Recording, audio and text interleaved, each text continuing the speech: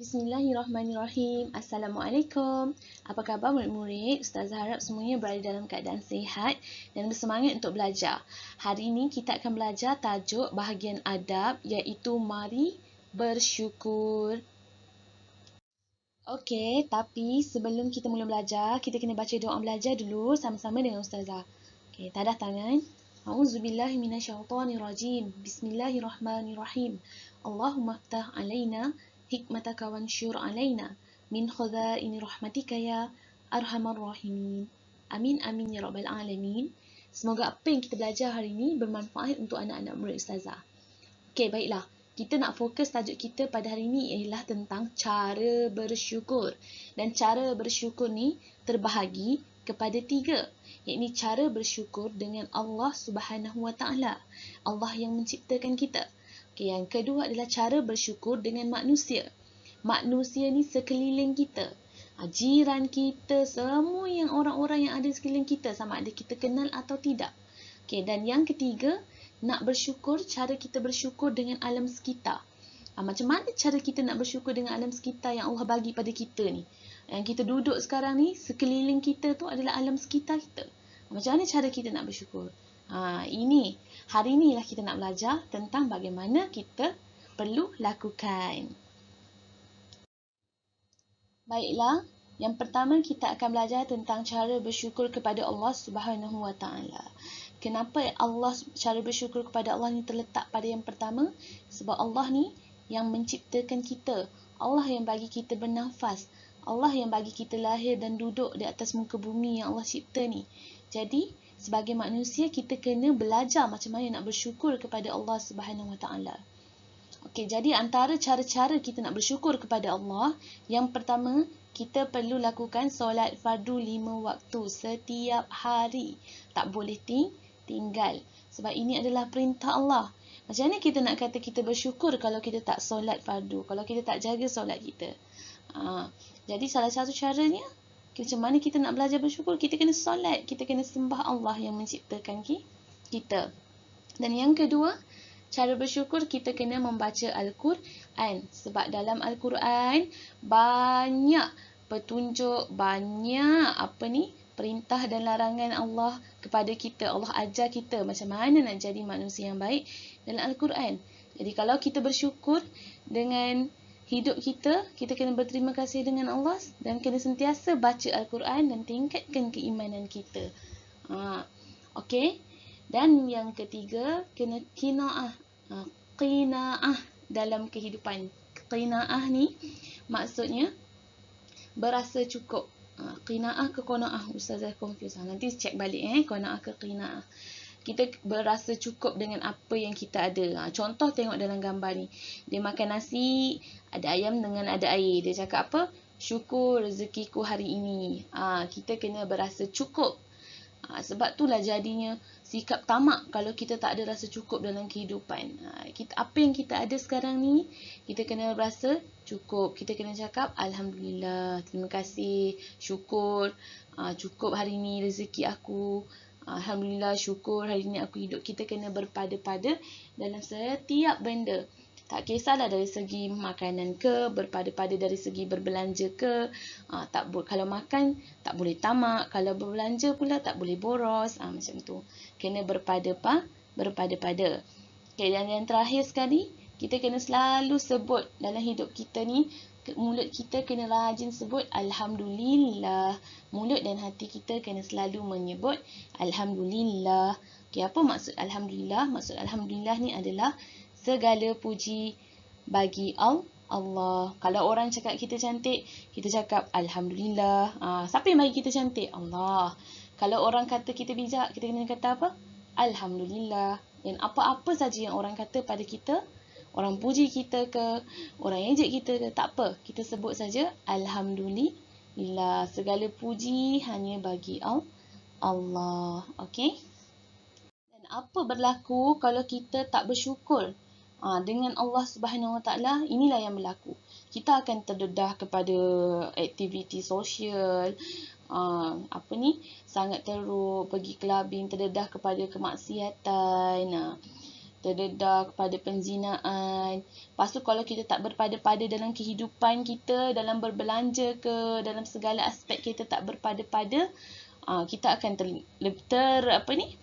lebih kepada nak menerima rasuah. Dan ni apa ni? Ni bukan hati kita terbakar. Ini maksudnya hati kita ni sentiasa rasa tak tenang dengan kehidupan kita. Tak tenang, tak rasa damai. Kita sentiasa rasa resah gelisah. Sebab hidup kita sebenarnya tak diberkati oleh Allah Subhanahu Wa Taala. Okey, cara bersyukur yang kedua iaitu cara bersyukur kepada manusia. Cara bersyukur kepada manusia. Okey, manusia ni macam saya kata tadi, semua orang yang berada di sekeliling kita. Tak kisahlah kita kenal atau tidak kenal. Jadi semua orang di sekeliling kita ni, macam mana kita nak cakap kita bersyukur kepada manusia, ni kita nak belajar cara-caranya.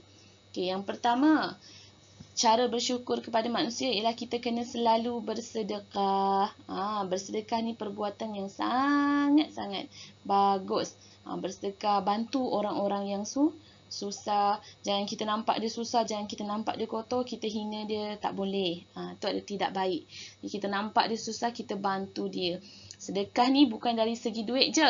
Kalau awak ada makanan lebih pun boleh bersedekah. Contoh, sebelum-sebelum ni macam kawan-kawan awak dia mungkin susah kan, awak tengok awak bawa bekal, dia tak bawa bekal, tak ada duit, awak bagi dia sikit makanan awak, itu pun kira sebagai sedekah. Itu adalah perbuatan yang sangat baik. Okey, yang kedua, menghargai orang lain. Menghargai ni maksudnya kita menyayangi orang tu. Contoh, kawan-kawan awak sayang semua kawan-kawan awak, ibu ayah awak hargai ibu ayah awak. Macam mana cara awak nak hargai ibu ayah awak?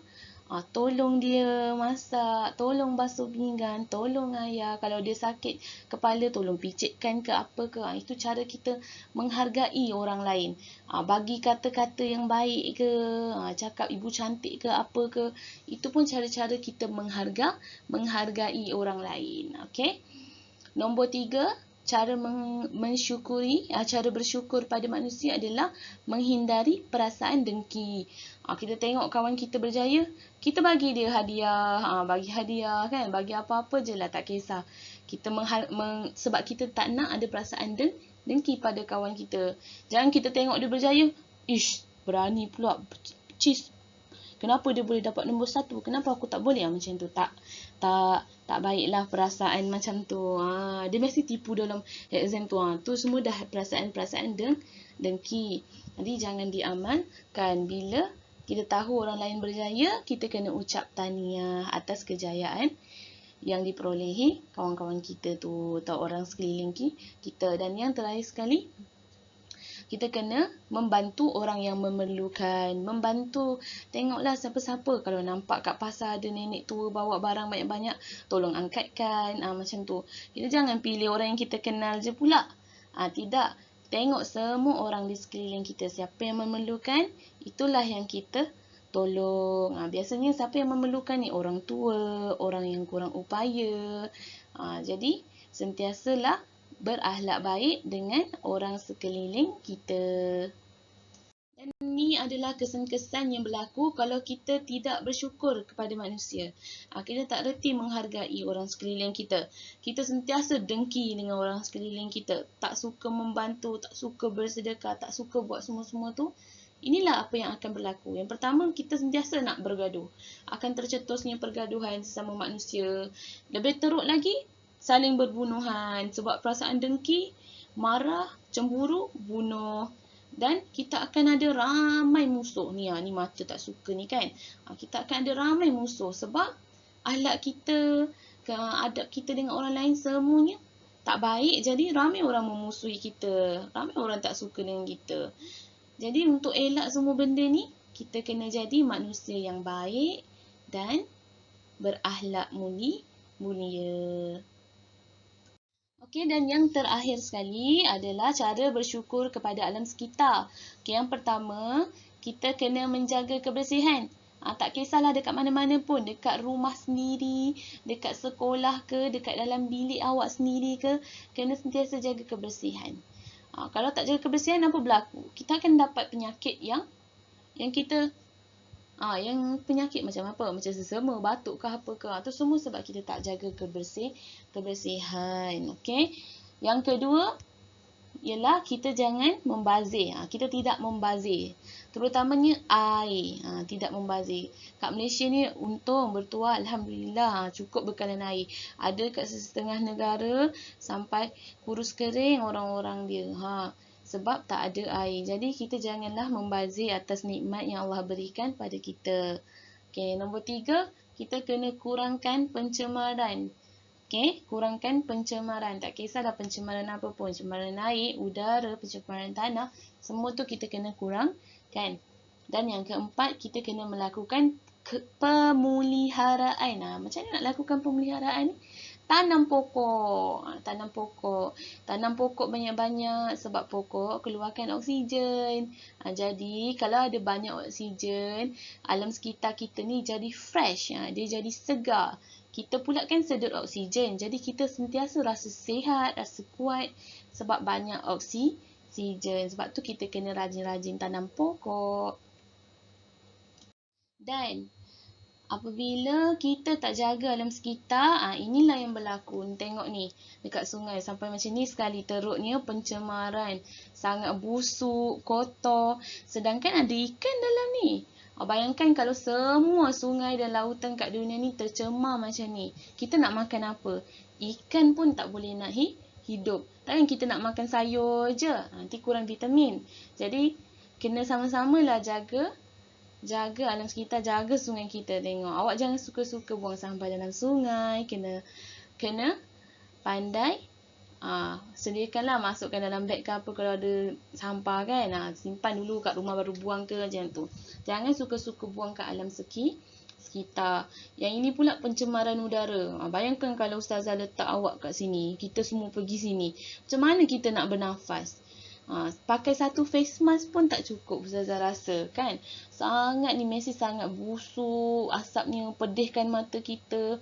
Silap-silap kita pun boleh dapat penyakit yang kita tak tahu macam mana nak rawat. Sebabkan pencemaran udara ni.